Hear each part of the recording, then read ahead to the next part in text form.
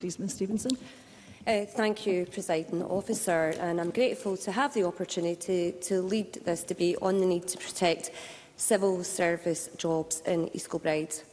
The Foreign, Commonwealth and Development Office, or FCDO, has had a presence at Abercrombie House for over 4 decades.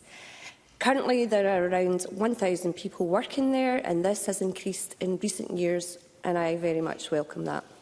However, a few weeks ago, the Tory government announced that the FCDO would be leaving Abercrombie House.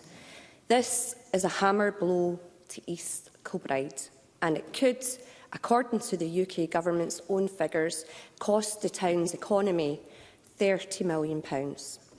So I'm grateful to SNP, Greens and Labour colleagues for supporting my motion. It's sad that no members of the Conservative Party have done so, including those who live in and represent East Kilbride. I have raised this matter in the Chamber before, and the Tories tried to diminish it. What I am doing, Presiding Officer, is standing up for East Kilbride in the face of Tory plans to remove 1,000 jobs from my constituency. Let me set out the context. Firstly, the UK Government's declaration on government reform commits to relocating jobs and areas of activity across government to places including East Kilbride. So the Tories are even breaking their own policy commitments. After the announcement of the closure of the FCDO base at Abercrombie House, many people, including Tory politicians, said it's no big deal since HMRC will be moving in. But HMRC has been based in East Kilbride for decades. These are not new jobs for the town, and staff at HMRC have faced their own challenges with the Tories. In 2014, the UK Government announced that HMRC would be leaving East Kilbride and other towns across Scotland to move into regional centres. This led, quite rightly, to a huge backlash. Indeed, Conservative MSP Graham Simpson called this move misguided. The PCS trade union launched its Stay in East Kilbride campaign, backed by East Kilbride News and local politicians on a cross-party basis. Following this hard-fought campaign, we managed to keep HMRC in the town, so it beggars belief that the UK Government will instead cut 1,000 jobs from East Kilbride by removing FCDO. After its U-turn, HMRC recognised that keeping a presence in East Kilbride made the best sense. And I hope that today's debate, as well as all the concerns from staff, which I'll come on to next, will help the FCDO see sense too. A big issue with the UK Government's announcement was the lack of respect shown to the workforce. I understand that there was no prior consultation with staff about the potential move, and reports suggest that trade unions were given just 1 hour's notice about the announcement. Local staff are upset about the decision, with one employee telling the press that you could not get any lower morale than there is at Abercrombie House just now, and saying that people are at rock bottom.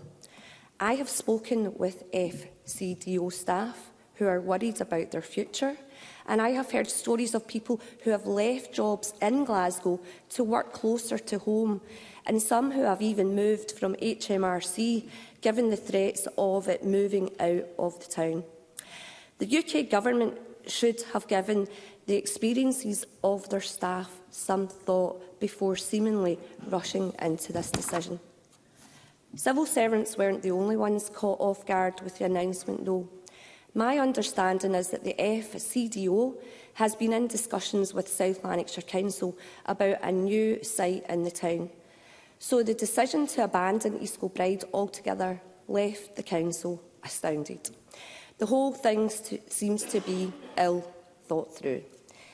The HMRC saga showed that politicians of different parties can and must work together when it comes to standing up for the areas that they represent.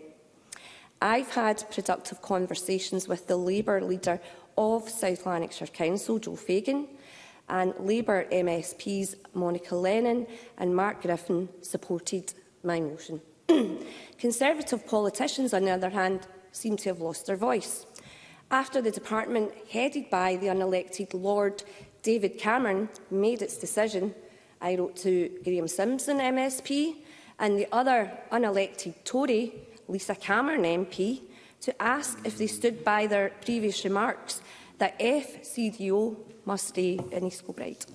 I also wrote to Alistair Jack, Secretary of State for Scotland, seeking assurances. I've received nothing back from any of them. I hope that Tory politicians have been able to reflect over the Christmas break. They must recognise the concerns, not just from me, not just from the Council, but from the local staff who carry out the Government's work. To sum up, Presiding Officer, the Tory UK Government's plans to close down the Foreign Commonwealth and Development Office in East Kilbride is a betrayal of the town. This has already caused unnecessary stress for many employees, and it could lead to millions of pounds of damage to the East Kilbride economy. With this debate, I hope to bring more attention to this reckless decision and to give a voice to the staff who feel as if they have been overlooked in this process. The UK Government must engage meaningfully with the workforce, trade unions and all interested local representatives. They must ensure an impact assessment is carried out in terms of the workforce and of the potential harm to East Kilbride's economy. In my view, Presiding Officer, the UK Government must scrap these plans immediately and avoid a further broken promise to the people of East Kilbride. Thank you. Thank you.